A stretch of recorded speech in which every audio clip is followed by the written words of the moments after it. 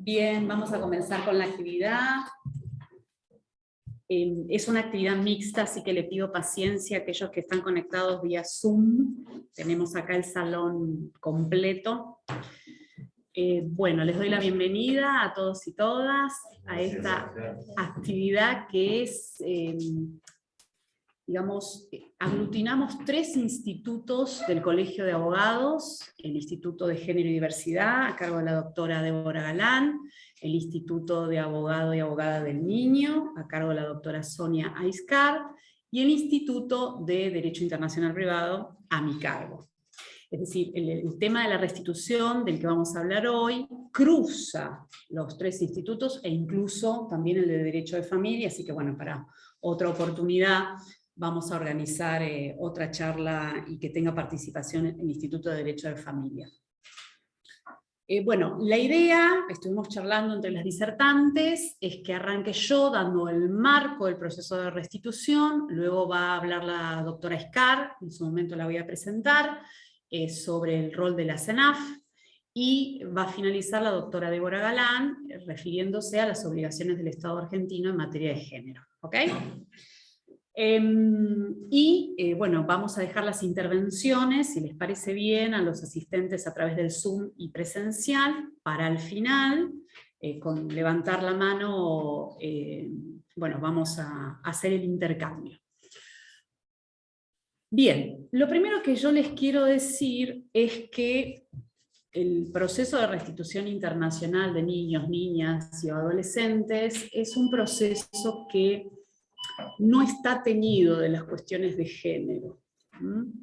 Y si bien los fallos de la Corte Suprema y de otros tribunales, tanto a nivel nacional como provincial, mencionan cuestiones de derechos humanos, los mencionan en sentido abstracto, no refiriéndose a los tratados de derechos humanos en el sentido operativo, que genera obligaciones en particular, sino refiriéndose, por ejemplo, al interés superior del niño en forma genérica. Y eso me ha llevado a mí como operadora, me refiero a abogada litigante en temas de restitución, además de ser profesora de Derecho Internacional Privado, a hacer una mirada muy crítica del proceso de restitución, así como se está llevando en la mayor parte de los juzgados en la Argentina, juzgados de familia en provincias y no juzgados nacionales en lo civil en Capital Federal. Y especialmente la visión que tiene nuestra Corte Suprema sobre el proceso de restitución. Así que la mirada que yo hoy les voy a aportar es una mirada crítica del proceso. Estoy en minoría en esta mirada crítica, la mayoría tiene otra postura, se basa en la aplicación literal de los convenios en materia de restitución, pero bueno, les vengo a dejar mi visión, a ver qué les parece. La idea es intercambiar opiniones. Perdón, Daniel, no sé cómo acceder al PowerPoint. Me van a ayudar técnicamente. Voy a hacer un pequeño pantallazo del proceso de restitución internacional, pero muy por arriba. Después me gustaría trabajar en cuestiones de fallos, ¿no? Y por qué tengo esta visión tan crítica. Y ahora para pasar al otro, hago así, ¿no? Sí. Sí, un segundo. Ah, bueno. Sí, sí. Igual ya les pedí a los asistentes un poquito de paciencia con los temas técnicos.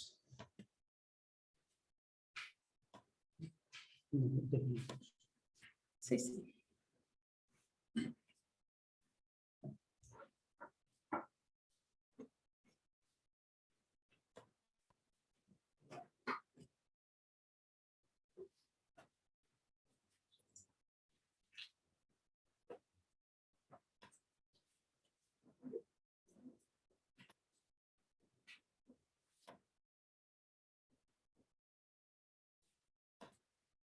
Si tienen calor, prendo el aire, porque me parece que somos mucho, ¿no? Sí, me parece. ¿Están teniendo calor?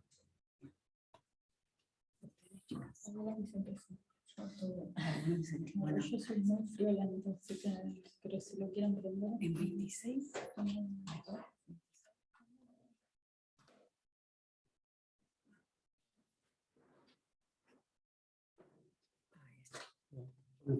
con este. Bárbaro. Bueno, ahí ya estamos, lo solucionamos en 26, si puede ser. Hablando del proceso de restitución internacional, necesariamente tengo que partir de la definición y tendría que decir que es un proceso de carácter civil, cuyo objeto es el pronto reintegro del niño a su residencia habitual cuando ha sido sustraído por alguno de sus progenitores o por alguna persona que tiene vínculo legal o parental con el niño, es decir, no es un tercero desconocido, a eso me refiero, porque estaríamos dentro de otra figura que es el tráfico internacional de niños. Y otra de las características que tiene el proceso de restitución es que es un proceso de carácter civil, no tiene nada que ver con cuestiones penales, a pesar que sucesivamente trata de enlazárselo. El proceso de restitución tramita ante los juzgados de familia en provincia o ante los juzgados nacionales en lo civil si fuera en el ámbito de la capital federal.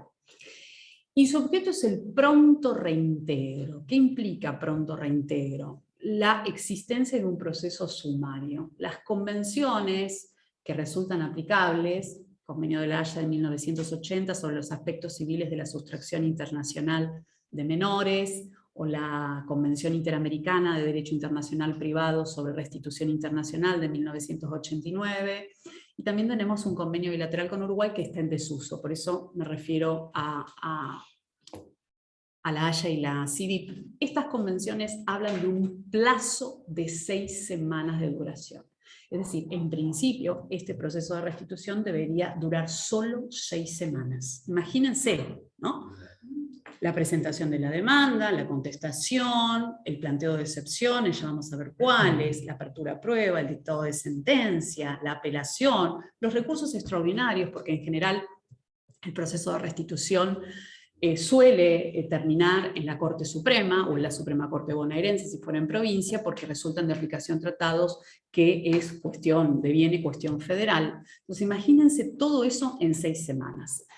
¿Por qué el plazo tan somero? Porque se busca que el niño no se amolde, el niño o niña no se amolde al nuevo lugar al que fue llevado en violación de los derechos de custodia.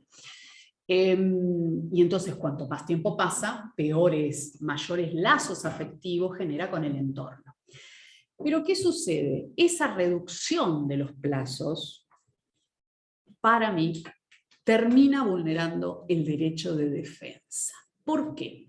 Porque se aborda la problemática de la restitución como si fuera un proceso que se basa en la responsabilidad objetiva, es decir, demostrada.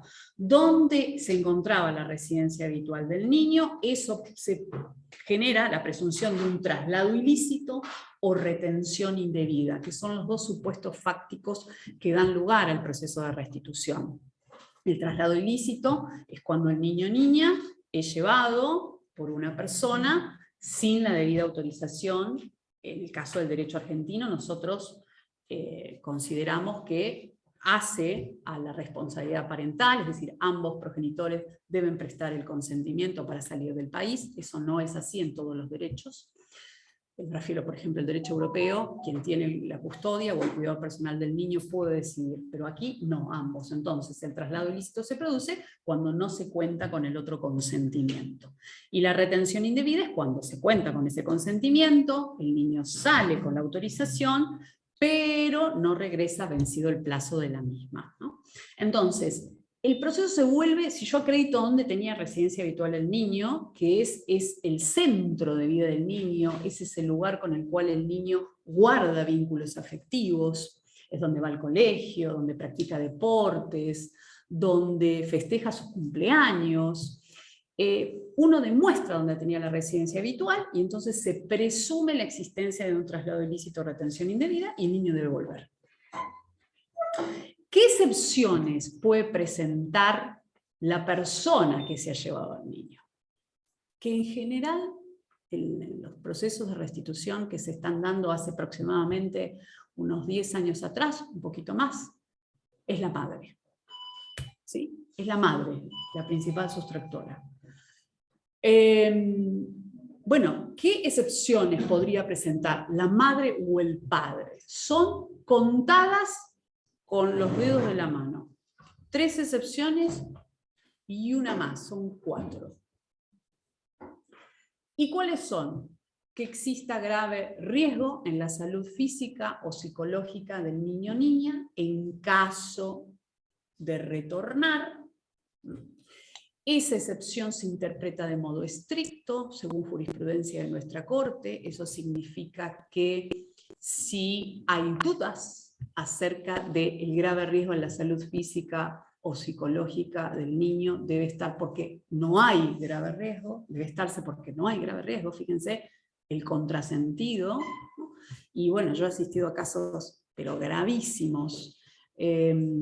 Siempre cuento esa anécdota en el caso de Deslandes, que ya gracias a Dios está terminado y por eso puedo mencionar Deslandes contra Lastra, en donde los niños, que ya eran bastante grandes, tenían 8 y 10 años, asistieron a una golpiza, el padre le propinó a la madre, pero fue a la madre, no fue a los niños, ¿sí? Aclaro esto, pero ellos lo presenciaron. Y la justicia argentina de primera instancia determinó que eso no era grave riesgo en la salud psicológica de los niños porque no la habían sufrido ellos, en carne propia. Yo me pregunto si eso no es violencia psicológica, ¿no? Pero bueno, tiene que ver con cierto déficit en la formación de algunos jueces, no digo de todos, porque hay jueces que son jueces y juezas que son muy probos, pero bueno, es la falta de formación en cuestiones de género, y a eso ya lo vamos a charlar, incluso en derechos del niño, ¿no? Porque, bueno, fíjense entonces la interpretación estricta que se toma en cuanto a lo que implica violencia, grave violencia. He asistido a otros casos de restitución donde me ha pasado exactamente lo mismo. La violencia la sufre la madre, pero no queda acreditado violencia en los niños o niñas. Situación que se vuelve aún más grave cuando los niños o niñas son menores de 3 años. Que he tenido muchos casos de restitución de niños pequeños, 1, 2, 3 años, y entonces, claro, por supuesto que no tiene grado de madurez suficiente como para expresar su opinión, las pericias es muy difícil determinar, si presenció o no presenció, uno lo presume. Bueno, eso se vuelve un problema al momento de acreditar el grave riesgo en la salud física o psicológica de los niños, cuando, reitero, en la mayor parte de los casos de restitución no es que se justifican, se argumentan situaciones de violencia de género. Hay otra excepción, y es que el niño no quiera ser reintegrado siempre y cuando tenga un grado de madurez suficiente. Y acá tenemos otro problema, porque no es tan sencillo, ¿no? Si nosotros aplicáramos la Convención Internacional sobre los Derechos del Niño, entiendo que sí sería sencillo, pero no es tan sencillo. ¿Por qué? Porque escuchar al niño implica mínimo una cámara Gesell. Y la cámara Gesell está vedada en el proceso de restitución. ¿Por qué? Porque tiene un marco probatorio acotado.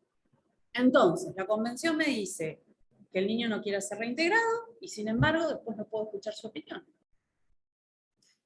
También acá menciono un caso terrible, que fue el caso Reyes, ya terminado, gracias a Dios, Reyes con Francesconi, donde después de tanta insistencia, la juez ordena a la cámara Gesell, en etapa de ejecución, ya el chico prácticamente con un avión hacia Estados Unidos, se ordena la cámara Gesell se hace, el resultado es terrible, porque el chico tenía ideas suicidas, frente al hecho de que lo iban a desprender de su madre y lo iban a mandar a Estados Unidos. Al otro día encuentro una resolución de la doctora Hayton de Nolasco, que la tengo enmarcada, como demostración de lo que nunca debe pasar, que decía, atento a que no se siguió con el reglamento de pericias capitalino, desglósese la cámara Gesell, y se terminó la opinión del niño en el proceso, por un formalismo. Entonces, fíjense la cantidad de irregularidades a las que he podido asistir en los procesos de restitución. Después hay otra excepción, y es que quien solicita la medida no haya ejercido debidamente el derecho de custodia. Y yo entiendo que ahí las convenciones nos está abriendo el camino hacia las cuestiones de fondo. Yo me olvidé de pasar, hacia las cuestiones de fondo. ¿Y esto a qué me lleva? A explicarles que el proceso de restitución fue previsto como un proceso autónomo. ¿Qué significa esto? En el cual no se puede discutir qué progenitor es más idóneo para el cuidado del niño. Entonces, el proceso de restitución busca, si hubo un traslado ilícito o retención, que el niño vuelva, y allí se discuta todo lo que se tenga que discutir con respecto al cuidado personal, la responsabilidad parental o el régimen de comunicación, ¿sí? El problema es que, como en la mayor parte de los casos de restitución se argumentan situaciones de violencia, yo le estoy diciendo a ese grupo familiar, vuelvan al ámbito violento y discutan allí todo lo que tengan que discutir. A mí eso me hace mucho ruido, realmente. Porque cualquier grupo familiar que se presenta ante tribunales y plantean una situación de violencia de género, los jueces tienen el deber de juzgar con perspectiva de género. Eso significa abordar integralmente esa problemática con los equipos psicotécnicos. Bueno, acá en el proceso de restitución va por cuerda, digo, no, que vuelvan. Que vuelvan. ¿A dónde? Al lugar donde quien ha ejercido violencia es más fuerte, tiene todo el sistema de poder. A mí me parece que el proceso de restitución fue pensado con una buena finalidad.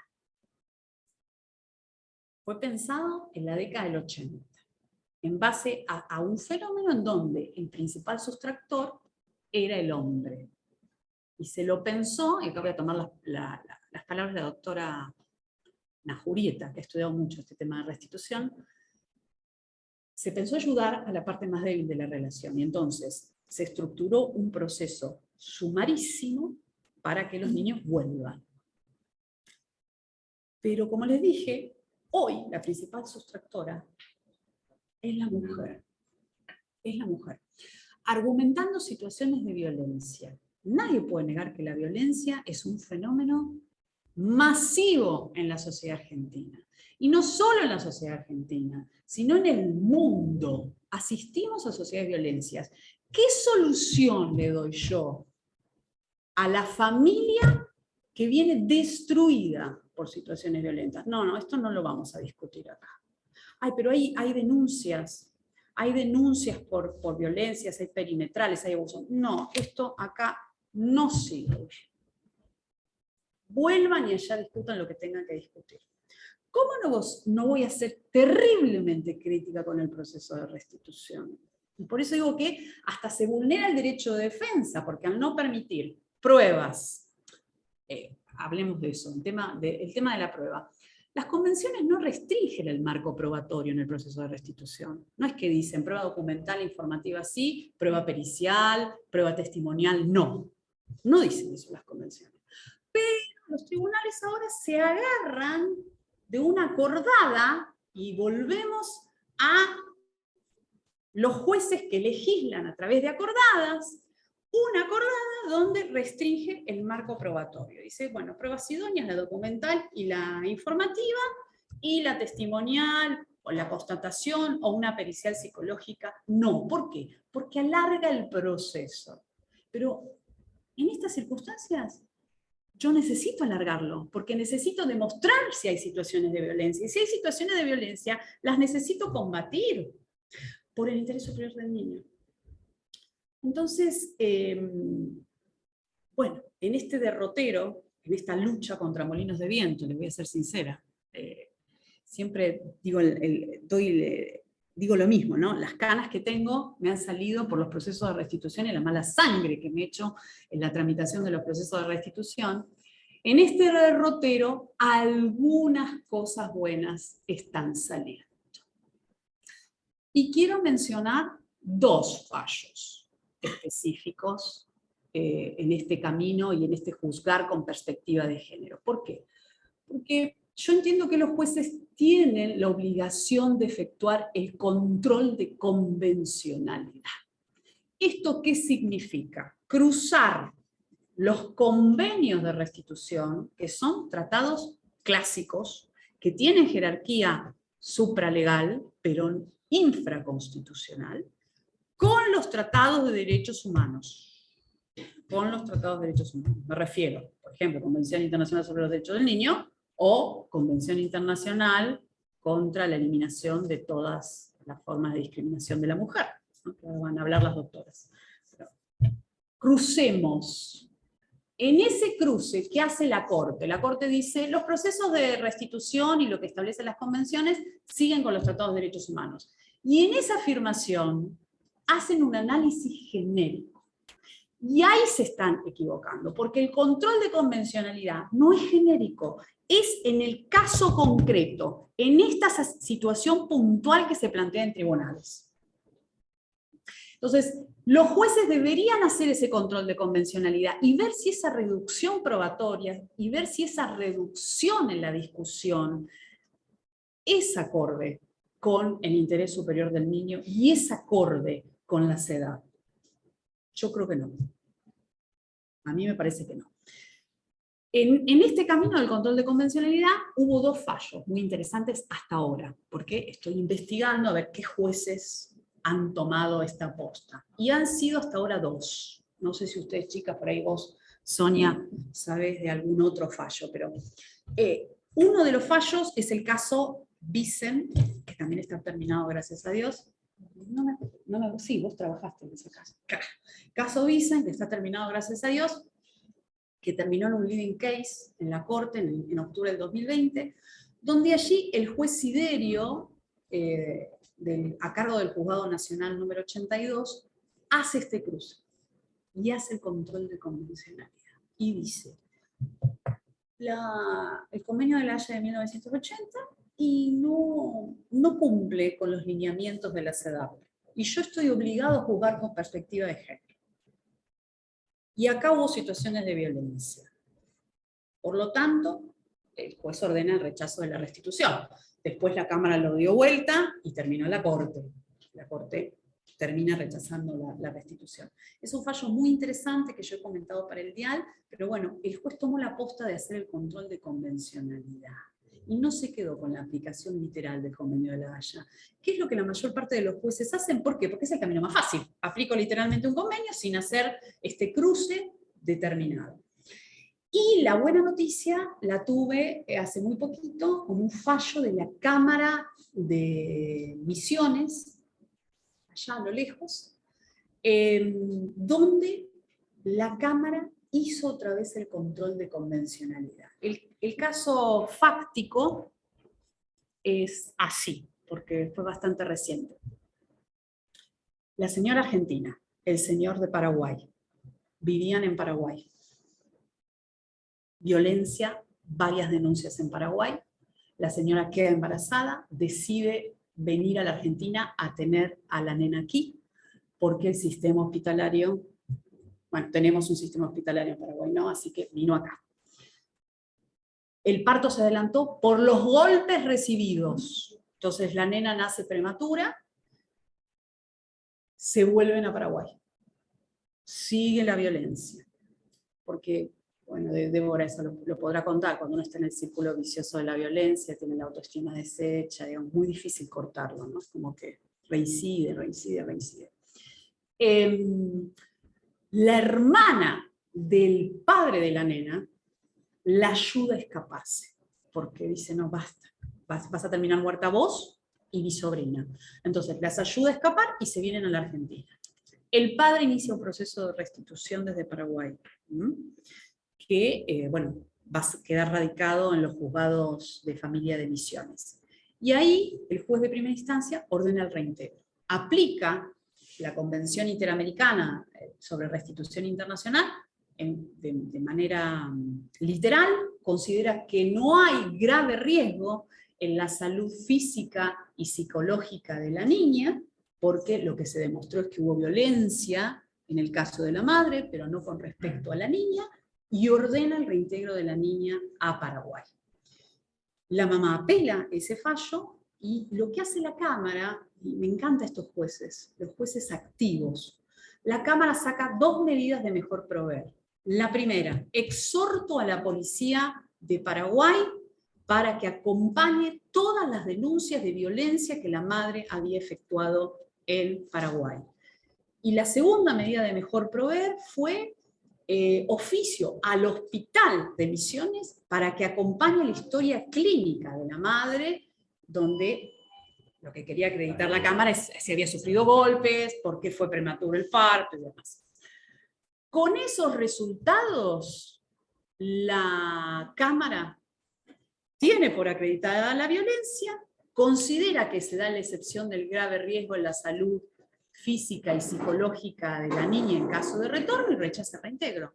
Pero además hace un speech, digo, es un fallo magnífico, después se los voy a pasar porque son como 40 páginas, hace el control de convencionalidad y refuerza esa obligación de que los jueces tienen el deber de juzgar con perspectiva de género.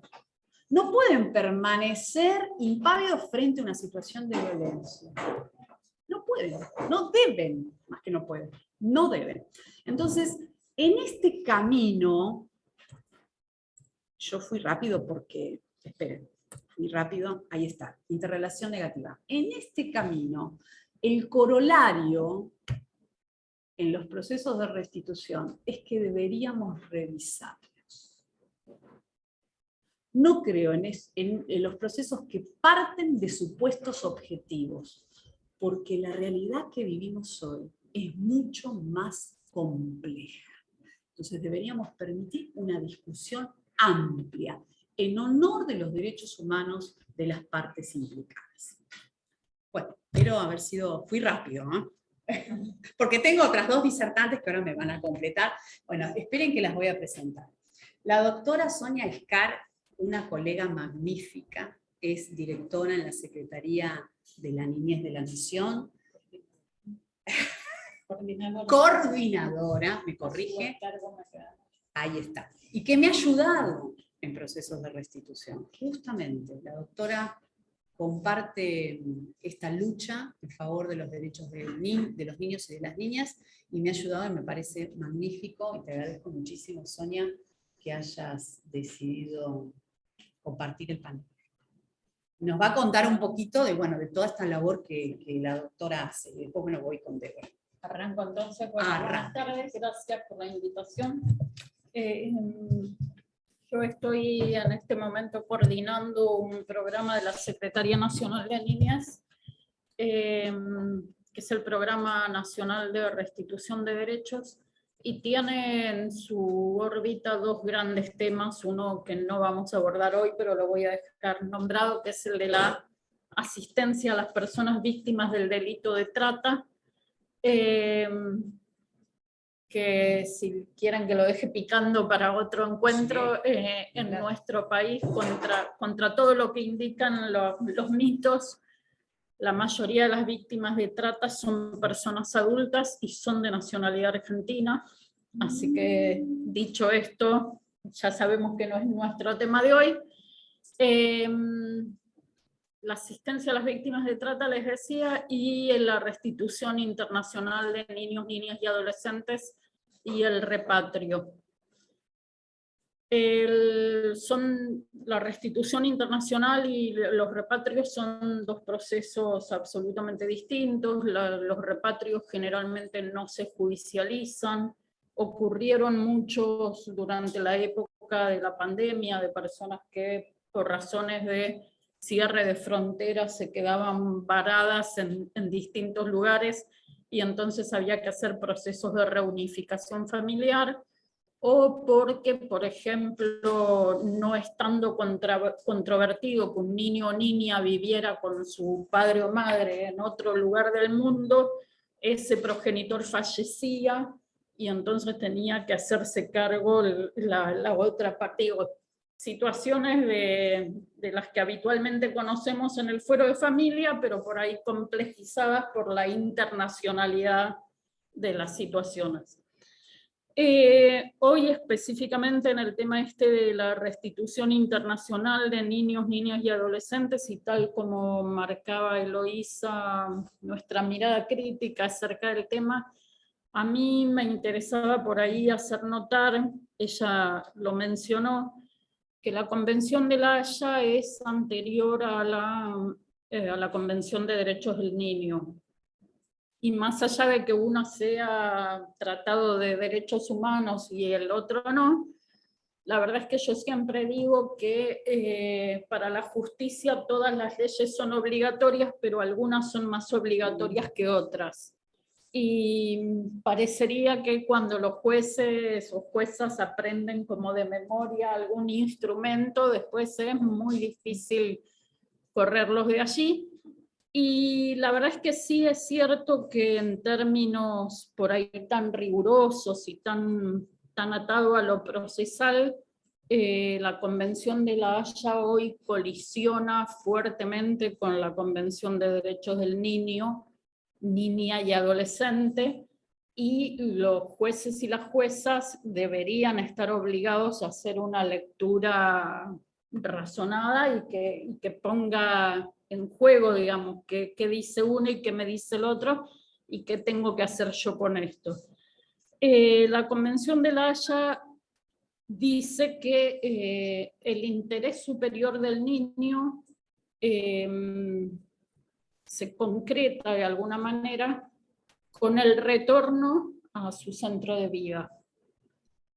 Y la verdad es que esto está dicho en abstracto. O sea, un adulto, una adulta o todos los adultos que se juntaron a celebrar la Convención de La Haya interpretaron y acordaron que el centro de vida está donde que el interés superior del niño se concreta estando donde tiene su centro de vida. La verdad es que esto no tiene por qué ser así en todas las situaciones concretas, y nosotros justamente lo que muchas veces planteamos es que un traslado a un ilícito o una permanencia ilícita puede estar resguardando derechos humanos de la persona que, por ejemplo, se tuvo que escapar de una situación de violencia, que seguramente Débora después lo va a explicar mucho mejor que yo, ¿no? Pero bueno, esto, ¿no? Como que el concepto es de alguna manera muy rígido, es procesalista, si se quiere, ritualista, y no se termina de llevar muy bien con la Convención de Derechos del Niño, y sobre todo no se lleva bien si uno lo empieza a leer a la luz de la jurisprudencia de la Corte Interamericana, que desde siempre para acá, digamos, de Fornerón, de Atala Rifo, pero sobre todo en Ramírez Escobar, por ejemplo, dicen muy claramente que el interés superior del niño, niña o adolescente no se puede establecer sin haberlo escuchado, básico, ¿no? Pero no, digo, viene de un paradigma minorizante, se sigue notando en el lenguaje, por ejemplo, se sigue hablando de menores, donde él o la adulta suponía que estaba en mejores condiciones de saber qué es lo mejor para cualquier chico del mundo, que por ahí lo vio una vez o nunca lo escuchó. Entonces, esto es como, digo, no es nada más que una cuestión conceptual o no es nada más que una cuestión lingüística, sino que es claramente un choque de paradigmas con 9 años de diferencia ahí entre las dos, pero digo, no son tantos, pero es muy notorio. Entonces, un poco qué somos y qué hacemos y qué no hacemos desde CENAF. Ustedes saben que la autoridad central le llama el Convenio de La Haya, lo que sería el equivalente a la autoridad de aplicación. En el caso de la restitución internacional es Cancillería.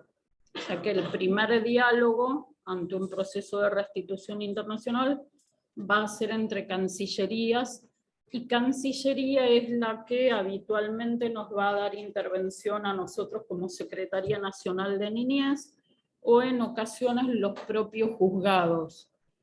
Que no somos, decía yo, porque no somos los servicios sociales sacachicos de las películas yanquis, porque a veces nos convocan para eso, ¿no? Para en el momento de ya planteada la restitución en una situación extrema, tremendamente brusca, ir a hacer lo que no quieren hacer sus equipos técnicos, que es sacar a los pibes para restituirlos, que es casi como el reintegro de la cosa que veíamos en los derechos reales, ¿no? Es eso, es convertir al chico en el objeto de la disputa parental. Entonces nosotros no somos el servicio social sacachicos y no somos tampoco peritos de parte. Esto lo digo y me parece que es importante porque justamente nuestra función, y creo que ahí está la utilidad de nuestra función, no es ponernos del lado de una de las partes, es justamente ponernos en la representación de los derechos humanos del niño, niña o adolescente en ese proceso, pero no somos parte en el expediente, con lo cual vamos a intervenir si Cancillería nos convoca o si el propio juzgado nos convoca para, por ejemplo, evaluar el vínculo, si hay alternativas a esto, bueno, va a quedar con uno o con el otro, pero cómo va a ser el régimen de comunicación, se puede pensar en una alternativa intermedia, si la decisión judicial no hay forma de revertirla, que esa restitución o que ese retorno sea lo más cuidado posible, quién lo va a recibir, quién lo va a acompañar, cómo se va a continuar después el acompañamiento del otro lado, porque ustedes, como veían, el proceso de restitución no resuelve las cuestiones de fondo, sino que lo que hace es establecer dónde se va a seguir discutiendo, ¿no? Después allá se discutirá el régimen de comunicación, los alimentos, bueno, donde el chico tenía el centro de vida. Entonces, toda esa disputa también va a requerir un acompañamiento en términos de ver cómo está siendo tratado ese chico, si se cumple o no se cumple el régimen de comunicación, si se cumple o no se cumple un abordaje terapéutico, ponernos en diálogo con los organismos de niñez de otros países también, esa también es una función nuestra. Y sí quería agregar algo acerca de esto de las madres sustractoras, y por ahí un poco para ir dándole la palabra a Débora. En términos de género no nos ocurre solamente que la mayoría de las veces sea la madre la que se va con los chicos y entonces se la califique de madre sustractora, sino que también muchas veces sacarle los chicos a la madre es la forma que tienen los hombres de ejercer su violencia, ¿no? Sacarle a los pibes y llevárselos, por ejemplo, por pasos no habilitados. La mayoría de las situaciones que abordamos son de nuestros países limítrofes, entonces esa es otra forma del ejercicio de la violencia, sacarle lo que además se sabe que para la madre es lo más importante que tiene, que son los hijos. Entonces digo, hay como ahí no solo esto de el escaparse y después quedar con la carátula de sustractora, sino también sacarle los pibes a la madre, que es una forma también de reconocer que son de ella, como una cosa ahí medio rara en esto del patriarcado. Y una última cuestión por ahí para que es la inexistencia del SAP, del síndrome de alienación parental. Ustedes saben que el síndrome de alienación parental fue inventado por un pseudo psiquiatra médico, pero se decía psiquiatra norteamericano, para defender a adultos varones acusados de abuso sexual infantil. Entonces, inventa, digamos, con tintes de que en su momento estuvo bastante validado, que los chicos como que se absorben, son una especie de esponja que se absorben las influencias maternas en contra de los progenitores y que entonces después van a repetir, digamos, cosas que en realidad no son ciertas, que los manipula, esta es la palabra que más les gusta, que les llena la cabeza. Lamentablemente yo lo sigo viendo mucho en los procesos judiciales, y dicho por colegas que creo que nos enteraron que ya la Organización Mundial de la Salud lo descartó de plano, digamos, la existencia del SAP. Y quienes tenemos experiencia en escuchar chicos y chicas, yo además de abogada soy trabajadora social, así que tengo muchos años de escuchar a chicos, y bueno, acá tenemos una compañera que además de abogada es maestra jardinera. Si el chico está repitiendo un discurso adulto, en algún momento dice porque me lo dijo mi mamá o porque me lo dijo mi papá. No puede sostenerlo desde lo emocional, no puede sostenerlo desde el recuerdo, no puede sostenerlo desde el relato, lo dice porque se lo dijeron, y en algún momento va a decir eso, va a decir que lo dice porque se lo dijeron, es así.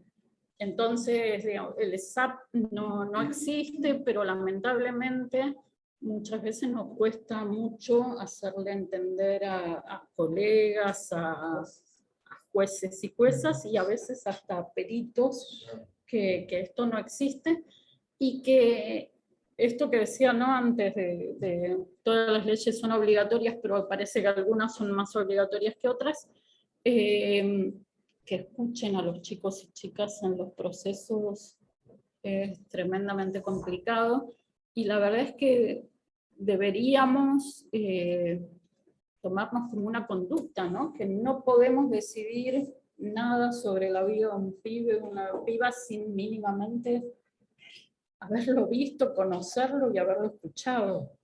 Y escuchar, y lo dice esto la Corte Interamericana, no es solamente, o sea, no es que el chico o chica nos tiene que hablar en un lenguaje que los adultos entendamos, es al revés, nosotros tenemos que poder entender lo que dicen los... Entonces, digo, el apego emocional, con quién se vincula, hay un montón de formas de decir cosas.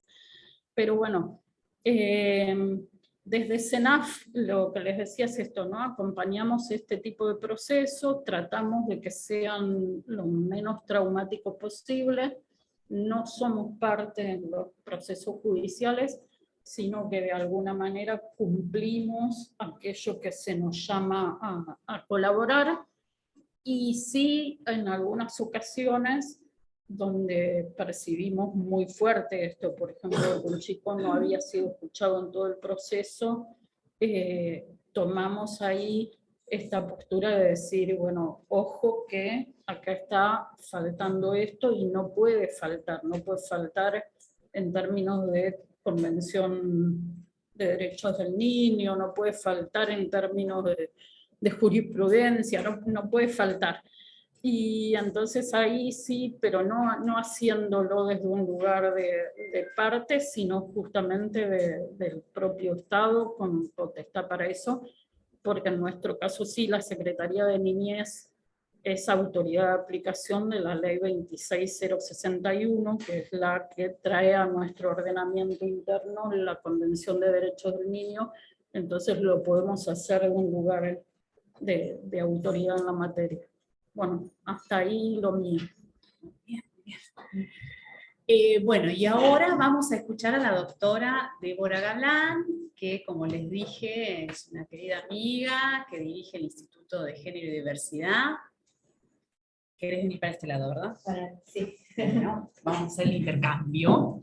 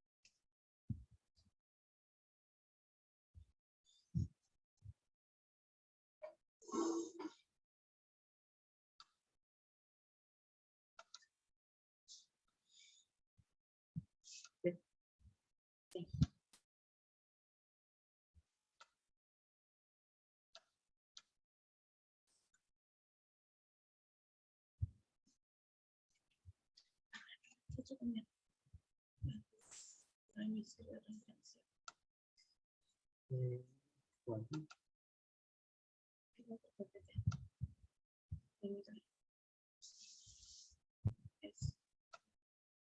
Normalmente tenemos a Dani. Ahí me vieron uno de los chicos, tan cancheros como mucho más abajo. Y ahora, ¿Cuál vas a abrir primero? ¿Cuál abrís primero? ¿Cuál abrís primero?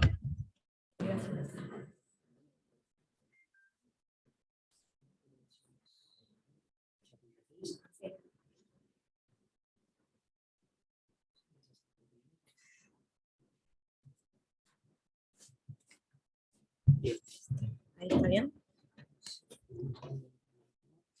Igual te están escuchando, ¿ya? Bueno, buenas tardes a todos y a todas.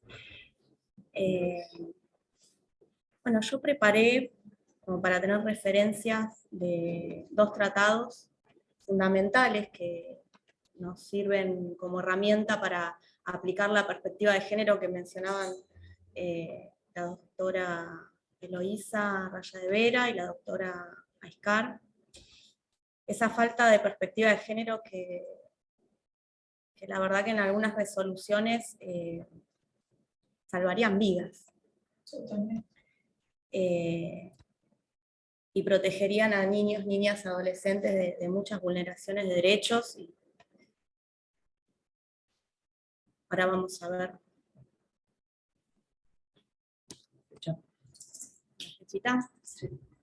Bien, gracias, Dani. Bueno. Yo les presento, bueno, para tener como disparadores los ejes que tenemos que tener en cuenta para hablar de tratados con perspectiva de género que incorpora el Estado argentino. A través del artículo 75, inciso 22, como mencionaba la doctora Raya de Vera, tenemos la incorporación de la CEDAW, ¿no? Con la reforma de la Constitución del 94. Más adelante vamos a ver desde qué año los estados se comprometieron a incorporar la no discriminación hacia las mujeres. Y también tenemos un artículo que es interesante siempre enlazarlo a esta incorporación de tratados de derechos humanos, y en especial el de la CEDAW, que es el 75, inciso 23, como ahí están viendo, que tiene que ver con la facultad del Congreso, o el deber del Congreso, de sancionar leyes que garanticen igualdad real de trato y de oportunidades en el ejercicio de los derechos reconocidos en la Constitución y en estos tratados que incorpora nuestro Estado. Entonces yo también ahí desgloso, ¿no?, las acciones que lleva adelante el Estado argentino en sus tres órganos de poder. En el legislativo, que como dice en el artículo 75, en ambos incisos que mencionamos, sancionar leyes que protejan estos derechos humanos que incorporamos como Estado. Y en particular con respecto a los derechos de las mujeres, de las niñeces, bueno, los mencionó la doctora Aiscar, la ley de protección contra la violencia familiar es una ley provincial esta, es anterior a la de protección integral a las mujeres. Y es, la verdad, una herramienta fundamental para proteger de las violencias, de todas las violencias que existen hacia las personas que integran una familia, ¿sí? Adultos, adultas, menores, bueno, niñeces, personas con discapacidad, esas personas que, bueno, están en una situación de vulneración, ¿no? Y después tenemos la incorporación a nuestra normativa nacional de la 26485, que es la Ley de Protección Integral hacia las Mujeres, que su nombre es muy largo, pero es fundamental saberlo, porque realmente es una ley que nos da muchas herramientas como abogados y abogadas y al Estado para proteger los derechos que venimos mencionando. Y la ley es la de protección integral para prevenir, sancionar y erradicar la violencia contra las mujeres en los ámbitos que desarrollan las relaciones interpersonales. Después vamos a ver esto de las relaciones interpersonales porque es algo revolucionario que trae la CEDAW. Las acciones del Poder Ejecutivo.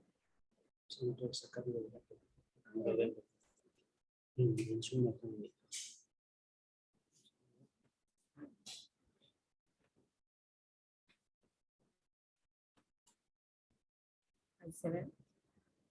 Ahí viene el Zoom, pero acá no. Ah, bien. O uno u otro. Uno u otro. El sistema dúo acá. Y las de acá. Y antes no los veían ellos. Puede fallar. ¿El mío lo vieron? Sí. Sí. Igual lo proyecté. Sale, esto sale, Ah, mira qué bueno. no sé. Sale solo, se va Ah. por la conexión. Y yo no me doy cuenta. ¿Pero te das cuenta vos? Sí. Bien, vamos a dejarlo así. Cualquier cosa. Sí. Con el display. ¿Con qué? Con el. ¿Con este? Sí. Bien. Bueno, estaban las acciones del Poder Ejecutivo, ¿no? Que lleva adelante después de la incorporación de estos tratados. Hace muchos años, hace muy poquito se cumplieron los 30 años de la creación del Consejo Nacional de la Mujer, que ahí, bueno, se empezaron a tomar decisiones políticas y a implementar políticas públicas para prevenir y erradicar ciertas prácticas de violencia y discriminación hacia las mujeres. Y fundamentalmente este consejo también trajo mucho de lo que tiene que ver con los derechos políticos de las mujeres. Bueno, después se fueron implementando progresivamente algunas políticas públicas para erradicar estas violencias, discriminaciones y desigualdades en los ejecutivos nacionales, provinciales y algunos locales. Y bueno, en estos últimos años, con un paquete de leyes de género que se vienen sancionando de hace unos 10 años para acá, y en esta última gestión del Poder Ejecutivo Nacional y Provincial, y en muchos locales, se crean los ministerios de las mujeres, políticas Ministerio de las Mujeres y Diversidades, vamos a simplificarlo, y en los gobiernos locales se crean o se elevan los rangos de lo que eran direcciones de las mujeres en secretarías o subsecretarías de mujeres, géneros y diversidades, o también se han desglosado, porque antes era muy común y muy frecuente que las políticas públicas de las mujeres, las familias y las niñeces estén todos juntos en una misma área.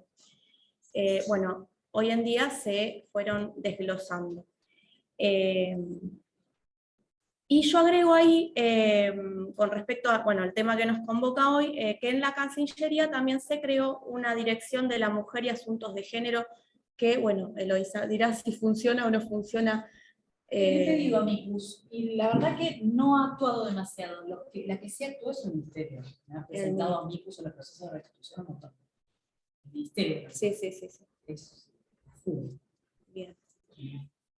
Bueno, y acciones del Poder Judicial, esto que venimos hablando a lo largo de esta charla, que todavía es insuficiente las acciones, o sea, yo diría no hay acciones positivas, sino hay intentos de aplicación de la perspectiva de género y de este abordaje integral de los tratados, ¿no? Yo ahí les pongo, bueno, se observa un avance lento, pero bueno, después de la sanción de este paquete de leyes que les menciono, dentro de ese paquete de género que hay, se viene sancionando leyes de paridad, que son acciones positivas, lo que se llama la discriminación positiva para incorporar más mujeres en el Poder Judicial, por ejemplo, en los ministerios públicos, y la ley Micaela. La ley Micaela, que bueno, es una ley nacional, provincial, y también hay ordenanzas municipales que adhieren a estas leyes. La ley Micaela se viene incorporando en los consejos de la magistratura, en el Poder Judicial y en los ministerios públicos, no en todos, no es asiduo a la participación, si bien es obligatorio, pero se viene incorporando desde que se sancionó la ley, ¿no? Bien. Y entrando ya más en tema, tenemos la Convención sobre la Eliminación de todas las formas de discriminación contra la mujer, llamada la CEDAW, que son las siglas en inglés, y yo resalto ahí en la pantalla que es el vértice, ¿sí? Es, en cuanto a protección de derechos de las mujeres, es nuestro tratado marco y lo que nos da después toda el derrame en todas las leyes que se fueron sancionando en nuestro país. Toma como referencia y como punto de partida las desigualdades históricas y estructurales que existen entre hombres y mujeres, ¿no? Reconociendo y protegiendo los derechos de las mujeres en este caso. Bueno, tenemos en su primer artículo la definición de la discriminación contra las mujeres, que después la vamos a ver, y después hay otras conceptualizaciones importantes que traen a esta temática de género y mujeres como una categoría, ¿sí? No es una ideología. Estamos teniendo debates internos en los colegios de la abogacía sobre las cuestiones de género, que muchos colegas todavía siguen diciendo que es una ideología, que es un dogma. Bueno, es una categoría de estudio del derecho, de la sociología, de la antropología. Muchas ciencias estudian desde el siglo pasado, y esto se incorpora a los derechos humanos y a los tratados donde los estados se comprometieron a velar por los derechos de las mujeres. Entonces no es una ideología, sino que es un derecho humano. Dentro de las conceptualizaciones importantes para destacar es la discriminación directa y la indirecta. La directa es la más visible, la concreta, la que está explícitamente arbitraria en una acción. Y la indirecta es más sutil, es más, bueno, si estuviéramos en otro taller yo hablaría de micromachismo, pero bueno, lo dejamos también para otro taller. Pero es cuando una norma, una práctica, una política pública parece neutral, parece que, bueno, hay una igualdad de oportunidades, de condiciones, como se llame, respecto del género de las o los destinatarios, pero en realidad reproduce una desigualdad. También otra conceptualización importante que incorpora este tratado son las acciones u omisiones estatales. Las define muy bien, o sea, puede ser un acto o una omisión. Y los actos, esto es lo revolucionario para la época de este tratado, es que también protege los actos que se reproducen dentro del ámbito privado de las mujeres, en las relaciones privadas que esta mujer tiene con los integrantes de la familia, por ejemplo, que mencionamos una de las leyes provinciales. Entonces, hay un pasaje de lo público a lo privado. Otro de los presupuestos que establece este tratado es el mundo, como lo planteaba también Sonia, el mundo es androcéntrico, adultocéntrico, o sea, nuestro lenguaje es un lenguaje que para las niñeces a veces no se comprende, o también para las mujeres, porque vamos a ver después muy poquito por arriba, para no aburrir, la interseccionalidad, o sea, o sea, el mundo está programado y las normas están diseñadas para el varón blanco con patrimonio, que se lo presume sin discapacidades y heterosexuales, ¿sí? Entonces por eso decimos que las sociedades son, cuando ustedes vayan a escuchar o a leer en cuestiones de género, que se habla de heteronorma, y esto que les decía, androcéntrico. Racistas, clasistas, ¿sí? Esta convención lo que plantea es que el mundo está diseñado de esta manera, está pensado de esta manera y se reproduce en las sociedades, en las culturas. Por eso hablamos de patriarcado. Bueno, yo la verdad que en esto no soy experta y hablar adelante de una profesora mía de mi universidad, de mi carrera, es como...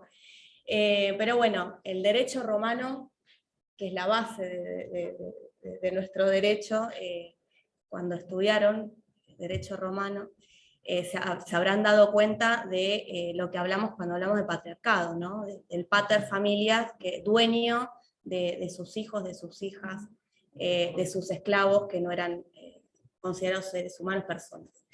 Bueno, ¿y qué motoriza? ¿No? Porque no vamos a quedarlo con lo negativo, sino ¿qué motoriza esta convención? Instalar profundas transformaciones culturales, sociales, legislativas, como veníamos diciendo, y erradicar prejuicios, estereotipos que existen en cuanto al género, a los géneros. Y les decía anteriormente, tiene un enfoque interseccional. ¿Alguno sabe lo que es interseccional? Cuando hablamos de interseccionalidad, es considerar a la persona como un ser complejo, que está atravesado por distintas cuestiones. Por ejemplo, cuestiones de territorio, si esa mujer vive en un territorio rural o urbano, la nacionalidad de esa persona, la etnia o también su ascendencia, ¿no? Ahora estamos en Latinoamérica reivindicando, y en Argentina, no sé si se habrán dado cuenta en el último censo, las preguntas que se hicieron, si tenemos raíces originarias o afroamericanas. Eso es interseccionalidad.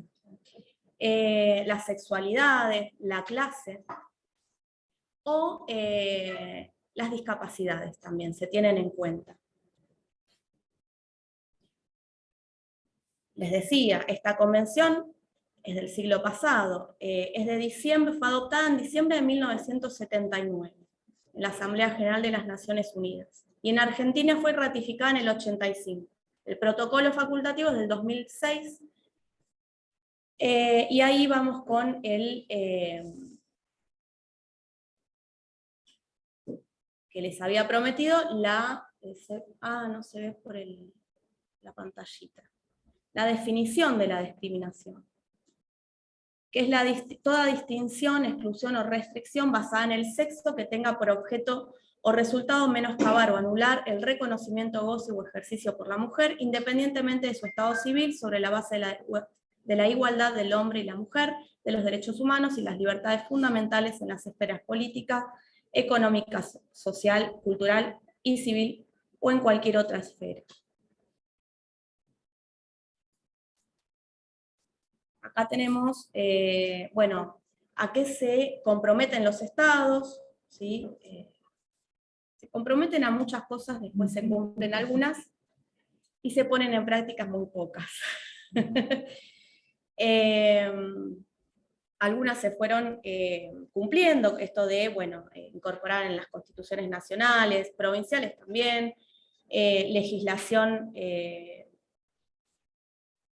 ya vimos algunas, medidas adecuadas, legislativas y de otro carácter ya las vimos, protección jurídica de los derechos de la mujer sobre una base de igualdad con los del hombre, y garantizar por conducto de los tribunales nacionales competentes y de otras instituciones públicas, la protección efectiva de la mujer contra todo acto de discriminación. Esto es lo que hablaba la doctora Eloisa Raya de Vera. ¿Se cumple este compromiso asumido por el Estado argentino? Y la verdad que no, porque el acceso a la justicia de las mujeres está atravesado por esta interseccionalidad que yo les mencionaba, por la vulnerabilidad, por la falta de recursos. Bueno, el Estado de a poquito va incorporando, por ejemplo, este colegio tiene un consultorio jurídico gratuito, ¿no? Donde hay la mayor cantidad de personas que vienen son mujeres, que no tienen recursos para pagar un abogado de la matrícula, y cuáles son la mayor cantidad de demanda que tiene la doctora Taboada: alimentos, régimen de comunicación, bueno, divorcios, pero no podemos. Ya me dijeron 2 veces, estoy re contento. Se prende. Salí sorteado. No solo lo tengo. Hay varios que están yendo al patrocinio, ¿no? Que vienen acá. ¿Sí? ¿Ustedes? Sí. Yo no, pero tengo mucha experiencia. Ahí está. Están bien. Otra cosa que viene, no es del tema, pero bueno, se relaciona, es para una interpretación armoniosa, la inscripción tardía de las personas, en el registro de las personas. O sea, tenemos una población muy grande que no está inscripta cuando nace, o está inscripta cuando nació pero no tiene el DNI. Entonces esto es algo muy recurrente en nuestro consultorio, y también en los juzgados de familia, y también... no es que las mujeres van a parir y después se olvidan de que tienen que tener un DNI, sus niños y niñas, sino que atravesadas por un montón de situaciones, y por lo general por violencias, es que a veces se mudan, no, por falta de poder adquisitivo, no tienen a veces para cagar la SUBE e ir a un registro, o se mudan de provincia porque están sufriendo violencia de género, un montón de cosas. Hay casos que ellas mismas fueron a parir sin uso de DNI. Sí, muchas que tampoco tienen... Sí, No tienen, yo lo sí, veo. Eso tiene que ver con el Bueno, en cuanto al acceso a la justicia, yo ahí les menciono algunos artículos de esta convención. En la parte cuarta del artículo 15 y 16 habla de igualdad ante la ley entre hombres y mujeres, y capacidad jurídica de las mujeres e igualdad en el trato de todas las etapas de procedimientos judiciales, porque antes teníamos una incapacidad por ser mujeres, o no teníamos permitidos ciertos actos en el proceso. Esto fue evolucionando, pero tenemos una dificultad todavía en el acceso a la justicia. En el 16 tenemos, en el inciso primero, bueno, los estados parte adoptarán las medidas adecuadas para eliminar la discriminación contra la mujer en todos los asuntos relacionados en el matrimonio y las relaciones familiares, y en particular asegurarán en condiciones de igualdad entre hombres y mujeres. Habla también de la crianza, de los cuidados, también de los cuidados que tenemos las mujeres, como ese rol y estereotipo adquirido que les mencionaba anteriormente, mal adquirido.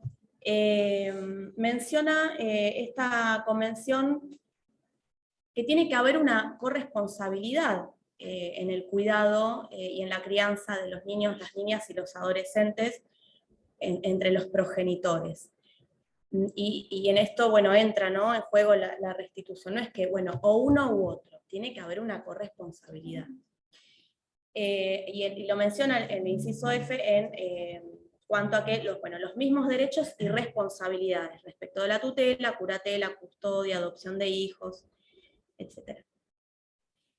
Y en el sistema de protección de Naciones Unidas existe el comité creado por la Convención, el Comité Internacional de la Eliminación de la Discriminación contra la Mujer, que hace el seguimiento del cumplimiento de este tratado y emite recomendaciones que también, no vamos a decir todas, pero emite recomendaciones regularmente. Bueno, después tenemos en el ámbito regional la Convención Interamericana, y acá van a ver una similitud en la ley 26485 que les mencioné al principio, para prevenir, sancionar y erradicar la violencia contra la mujer. La puse 2 veces. Bueno, que es la convención más conocida como la Convención de Belém do Pará.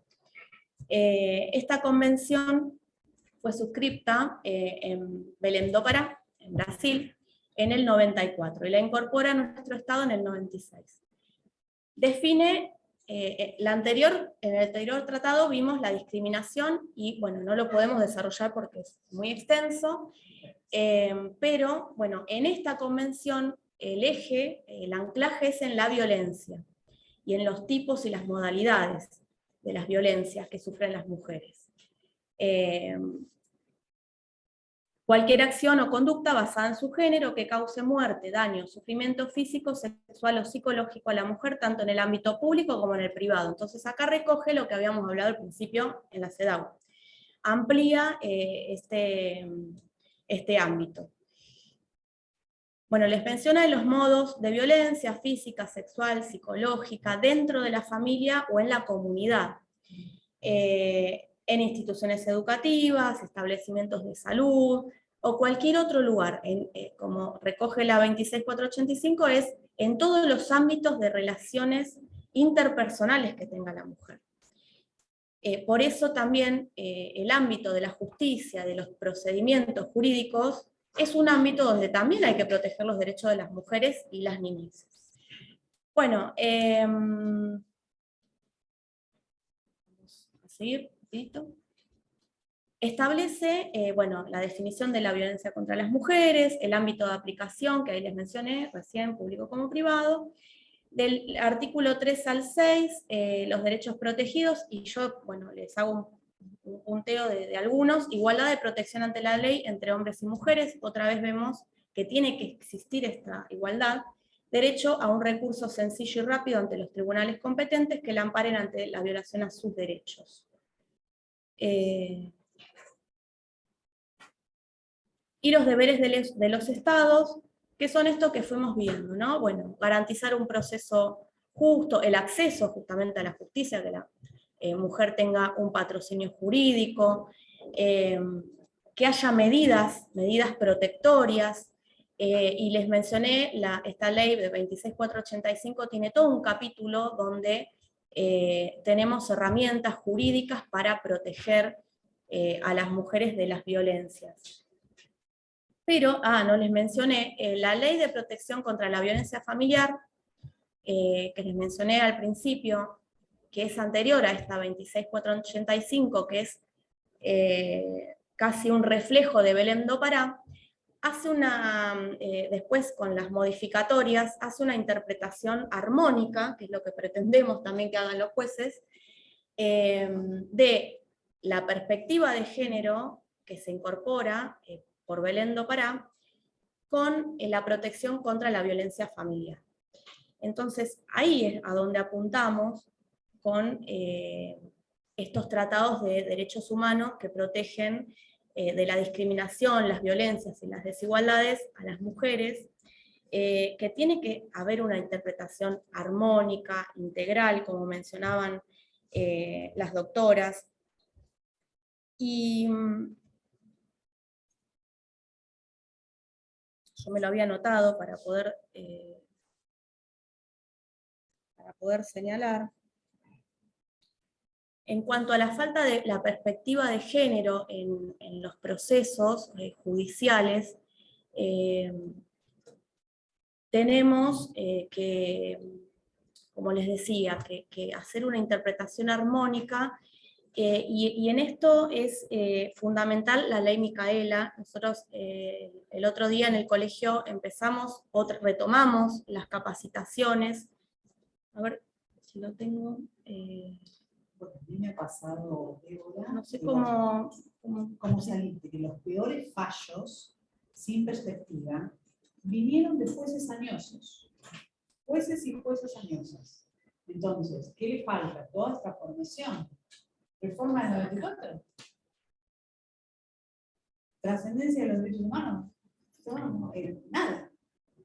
Esto es de la capacitación que les dije de la ley Micaela para nuestros abogados y abogadas, y yo para la capacitación les hice justamente, la ley Micaela se llama así en referencia al femicidio de Micaela García en 2017, el juez que liberó a su femicida, a Ezequiel Wagner,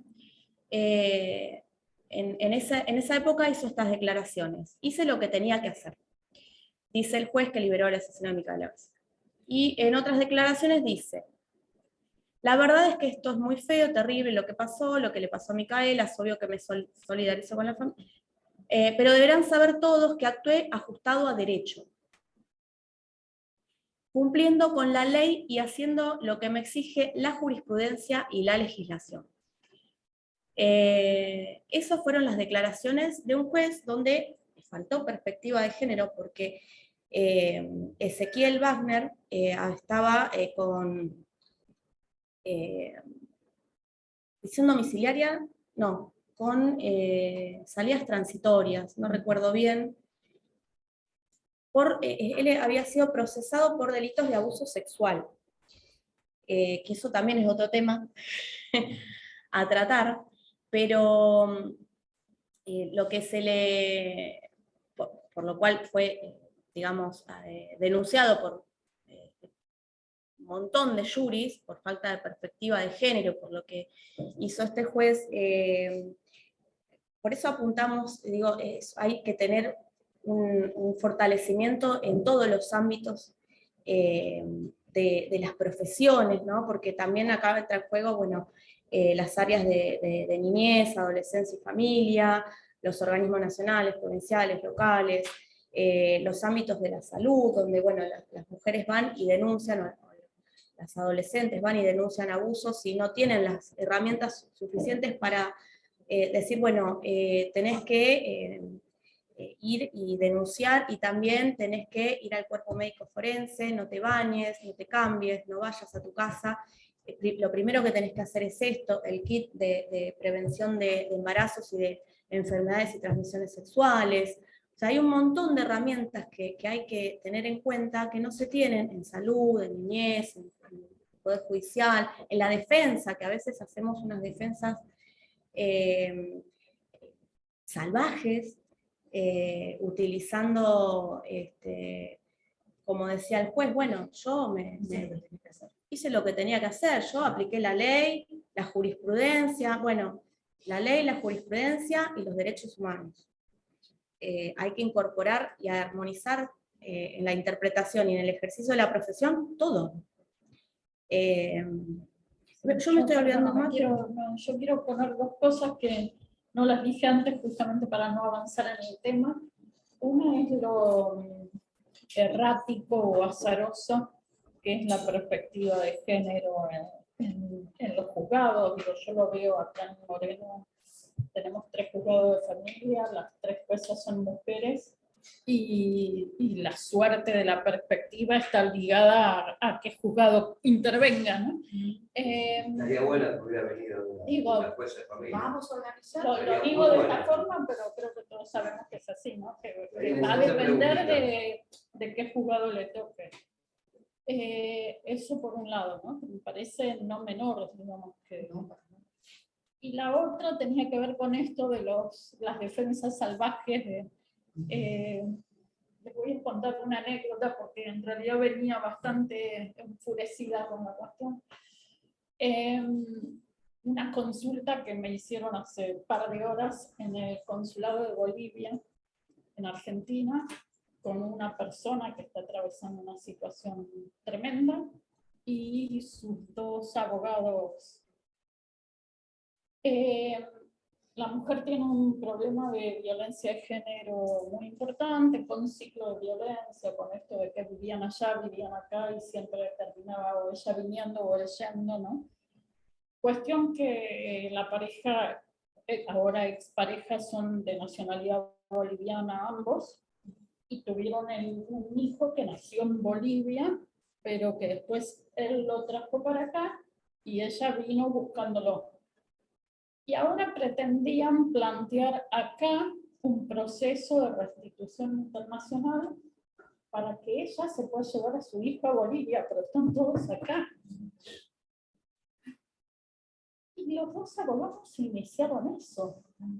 Entonces yo digo, bueno, qué sé yo, no me quiero meter en el desempeño profesional de nadie, y por ahí le faltaba el trabajo y le llegó eso y lo agarró. Pero mínimamente que se compre un libro, que lo googlee, no sé, que haga.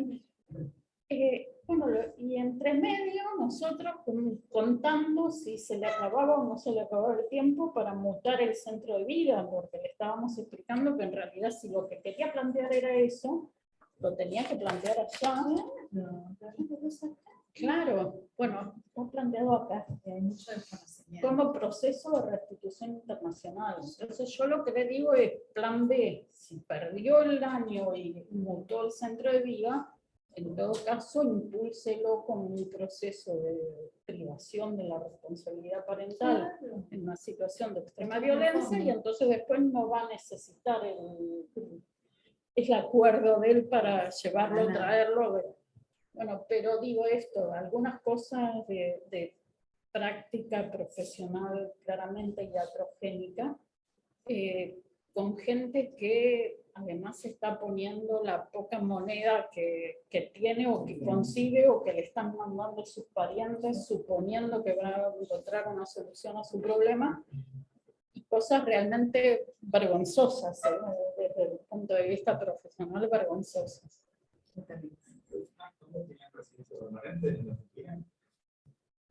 Y de hecho el hombre le está tramitando al nene la documentación argentina justamente para mutarle el centro de vida. Algo cortito, Elo, para cerrar. En el sistema de protección regional, lo que, digamos, monitorea el cumplimiento de la Convención de Belén do Pará es la MESECBI, ¿sí? Que es el mecanismo de seguimiento. Analiza en la implementación, también plantea desafíos persistentes en las respuestas estatales ante la violencia contra las mujeres. Los informes de la MESECBI también nos sirven mucho para tener herramientas constantemente y actualizadas.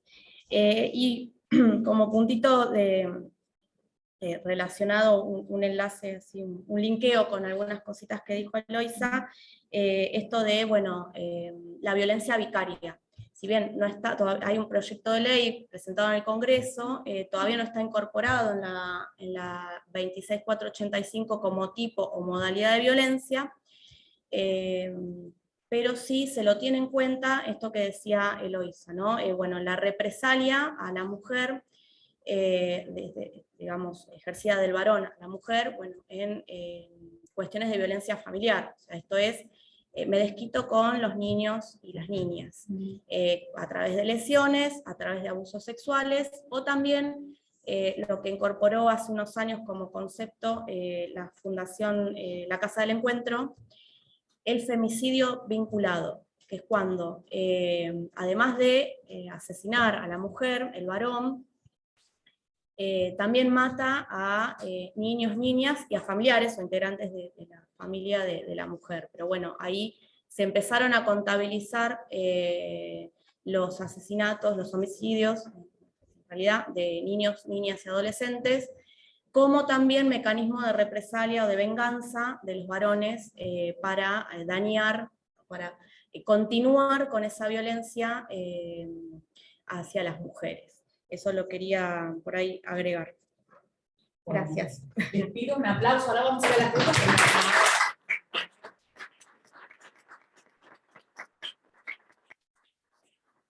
Bueno, abrimos ahora la sesión para las preguntas. Vos vas chequeando, Daniel, porque no sé si han hecho alguna pregunta en el chat o acá, alguna pregunta que quieran hacer. Yo le voy a hacer 4 preguntas Hacia el pie. cortitas. Usted habló de la restitución que dura 6 meses, 1 año y 2 meses. 6 Eso semanas, se cumple, según- 6 semanas, perdón. según los Eso se cumple la Nunca. Perfecto. Nunca. No conozco proceso de restitución que haya durado menos de 2 años, ¿Por qué? cortando todo el procedimiento. Otra pregunta. ¿Por qué no se le da autoridad, o no sé cómo es la palabra, a la instancia penal a todo esto? Porque eso sería meterse en la cuestión de fondo, y es algo que está vedado en los procesos de restitución, y es lo que me parece mal, porque además tiene la discusión del orden público está también reducida en el proceso de restitución, así lo establecen los convenios, y eso para mí está mal. Entonces, constantemente pretendo, como defensa, hacer ese cruce con las cuestiones penales, y si bien se piden las copias de las causas por abuso, por violencia, etc., al momento de sentenciar, los jueces no lo tienen debidamente presente, en el sentido que consideran que quizás esas causas penales demuestran violencia hacia la mujer, pero no hacia los niños en forma directa. Y esa es una mirada, como acabo de decir, retrógrado, es decir, no entiende absolutamente nada de lo que implica la Pasa que violencia. también al tener una sentencia penal va a generar también la ruptura del vínculo con una de las partes. Porque si tiene una sentencia moral hacia el padre, el chico no lo va a poder ver nunca más también. Bueno, También hay un quiebre.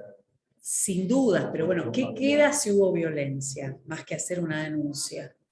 Y aparte de lo que trabajan los procesos penales, no va a estar antes del proceso de restitución. Con el tema de la edad de los niños, usted dijo el tema de la cámara GS y demás. ¿Qué factor cumple esto en que el niño pueda decidir quedarse en un lugar o en otro? Las convenciones hablan de cierto grado de madurez suficiente y ahí eso también va a estar supeditado a las pericias. Digamos, no hay una edad determinada.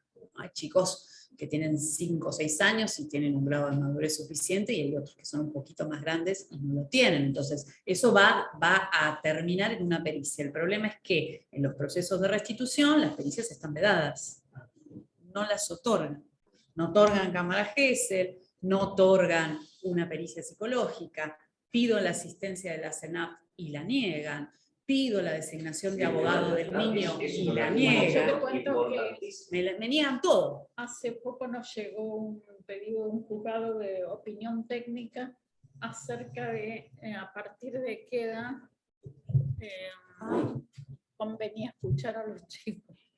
Sí, por ejemplo, acá en Moreno, el juzgado acá dice a partir de los 8 años. Claro, a partir de qué edad Pero es una conviene. locura. Entonces eso, ¿no? nosotros le Bueno, contestamos por diciéndole eso- que la Corte Interamericana ha sido muy clara respecto de que a toda edad hace falta escuchar a los chicos, y que el interés superior no se puede invocar sin conocimiento directo de el chico o chica.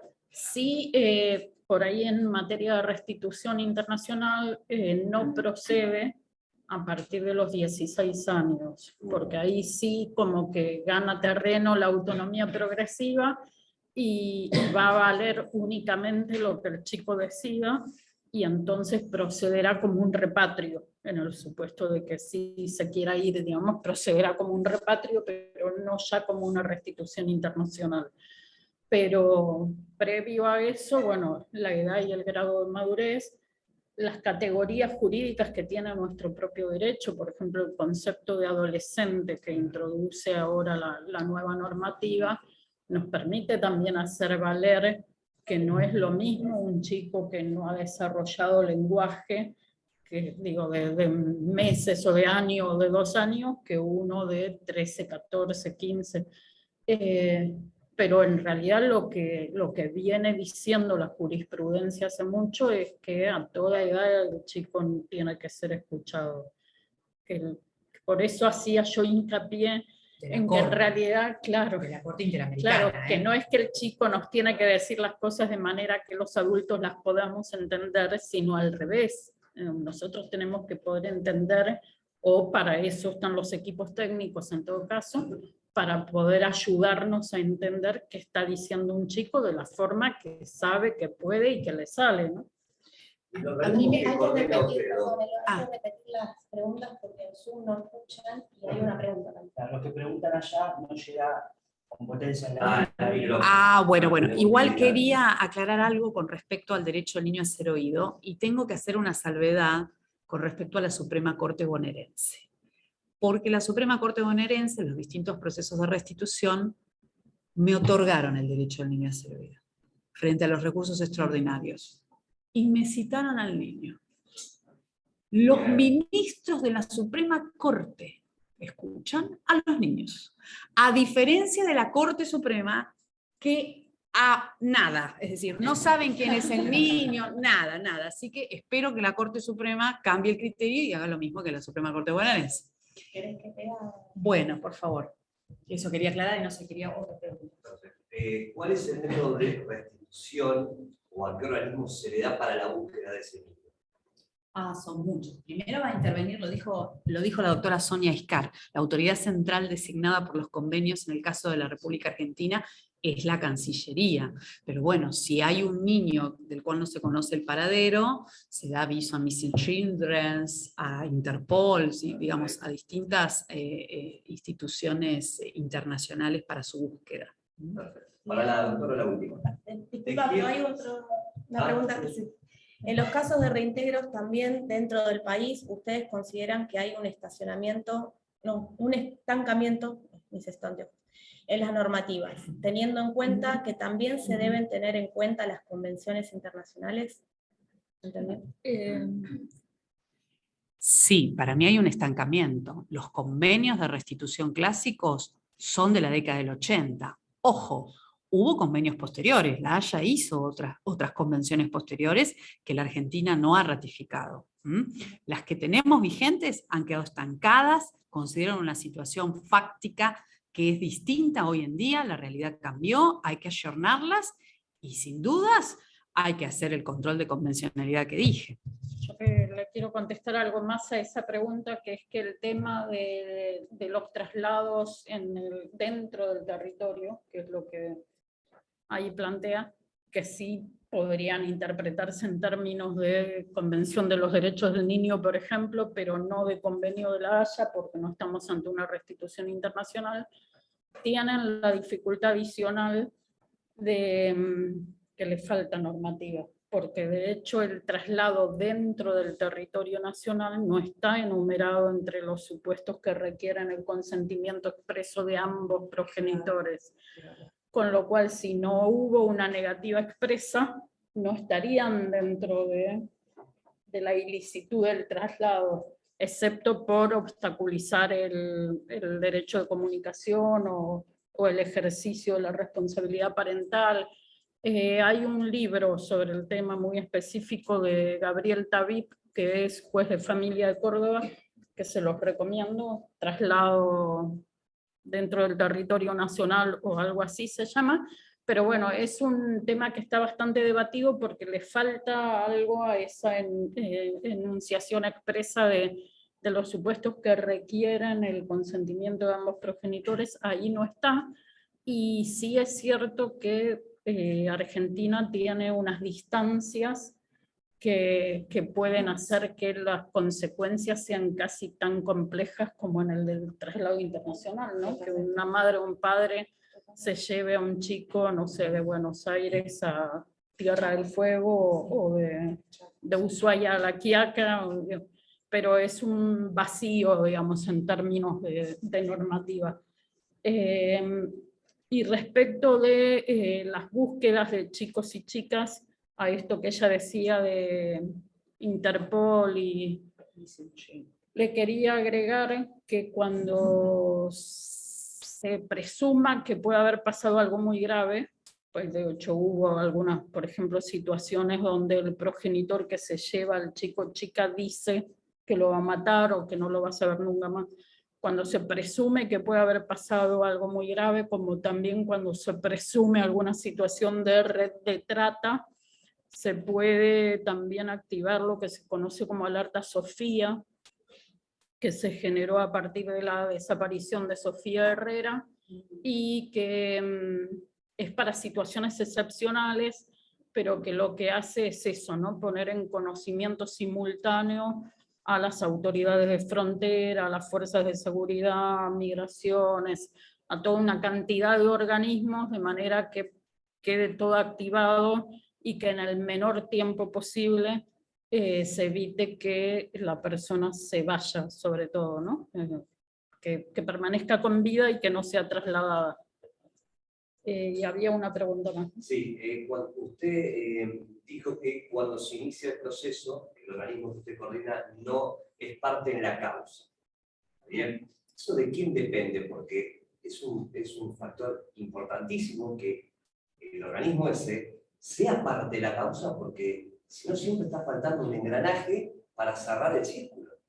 Eso es, pero terriblemente lo que usted comentó. Sí, en realidad lo que ocurre ahí es que la Convención de la Haya no tiene más que un protocolo de intervención en nuestro derecho interno, más allá de la celebración y la erradicación no tiene ley, por ejemplo. Entonces, ahí quedó establecida como autoridad central Cancillería y CENAF no figura en la normativa. Entonces, bueno, lo que decíamos antes, ¿no? De las prácticas judiciales y de los reacios que son a innovar, nosotros no somos parte en el sentido de esto, ¿no? Que no tenemos una intervención obligatoria, no tenemos algún instrumento que nos obligue y de alguna manera nos permita, nos habilite a intervenir. Y cuando lo hacemos a petición de los propios juzgados, que generalmente tampoco es por iniciativa propia, sino porque alguna de las partes se lo sugiere y el juzgado cuando el juzgado lo le da recepta. intervención. No. Tampoco. No. O sea, como que están pintados, digamos. A nosotros generalmente nos dan intervención, por eso decían, no somos los servicios sacachicos, porque muchas veces muy al final, cuando, por ejemplo, la madre se empieza a mudar de domicilio para no tener que restituir, digamos, en situaciones así como ya muy extremas, que se podrían haber hecho un montón de cosas previamente para que eso sea lo menos traumático posible. Y otras veces sí para hacer como una especie de opinión técnica, que esto creo que es más útil, me parece, durante el proceso, una opinión técnica acerca de si, por ejemplo, existe un vínculo previo del chico con la persona que está reclamando la restitución, qué tipo de O sea, que va a tener fuerza para la sentencia final, digamos. Claro. Sí, Puede no pero va a tener. tener la que el juez decida darle. Puede claro. no tenerla, va a depender del juez. Para la realidad de los hechos, doctora. Evidentemente no me voy a dedicar nunca a fueros que No, hay que pelearla. David con B corta. Ah, y están P pidiendo el final. nombre del libro. Hay que pelearla, no queda otra. Sí, otra discusión que ahí ve una abogada del niño es los jueces rechazan la intervención de los abogados del niño porque ya interviene el defensor Bueno, de de menores. hecho, en los procesos de restitución internacional prácticamente no hay abogado del niño. Acá en Moreno hay un caso que lo lleva a la Defensoría de Género desde el año pasado, por una restitución de una señora que sufre violencia de género, con una nena de 6 meses, que ahora la nena tiene 6 años, y el padre desde Paraguay, en agosto del año pasado, pidió la restitución vía Cancillería. Así que bueno, nosotros desde la Secretaría, obviamente, hacemos todo el acompañamiento de la violencia, se le sorteó abogado del niño, así que la nena tuvo su abogado del niño. No sé cómo está ahora en la actualidad ese proceso. Claro, bueno, pero acá en provincia son más proclives los jueces y juezas a adoptar abogados del niño, pero a nivel nacional... Hay otra pregunta acá. Dentro del ámbito del derecho internacional privado, ¿hay alguna expectativa de generar una normativa superadora para no estar supeditado a la exégesis del juez?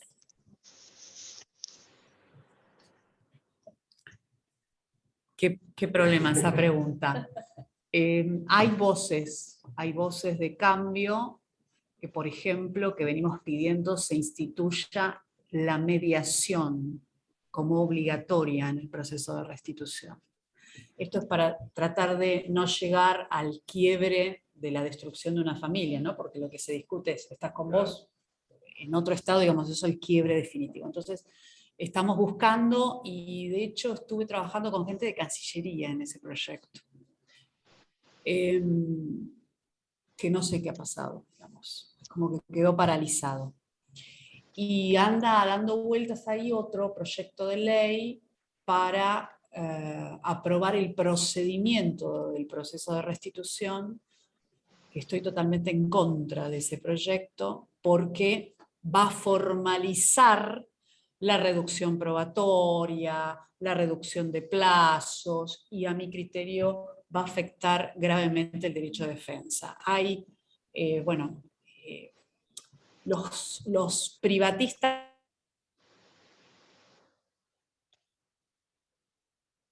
No me incluyó.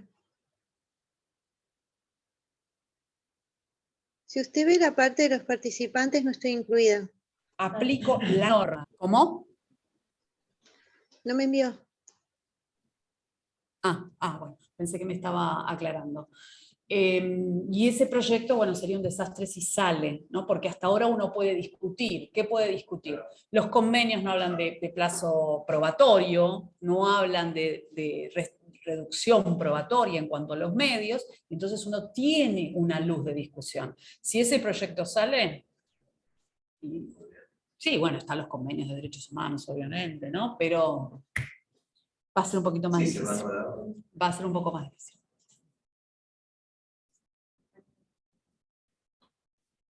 Bueno, acá alguna pregunta más.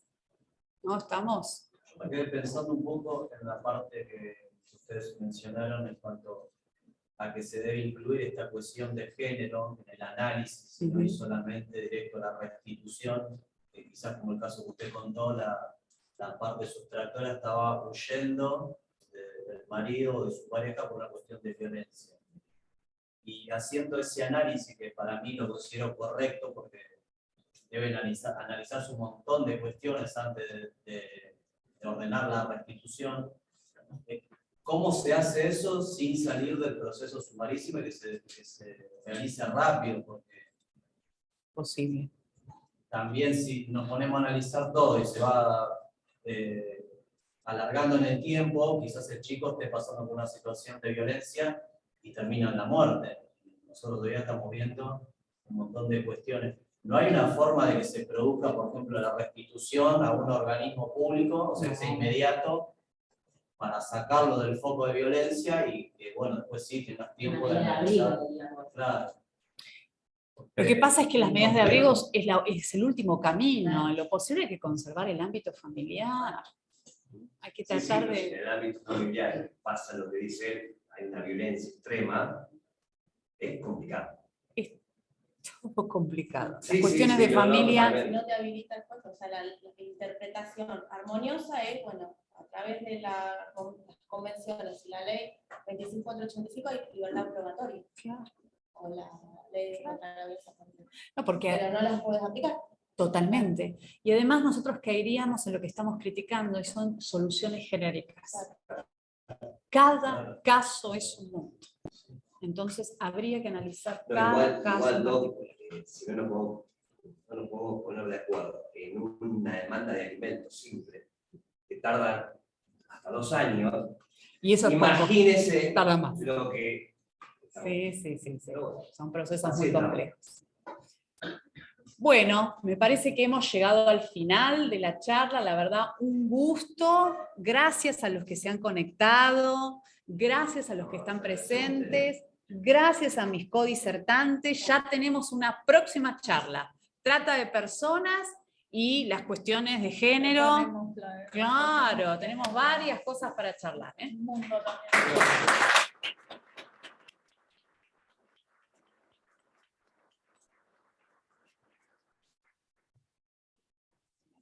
Señores.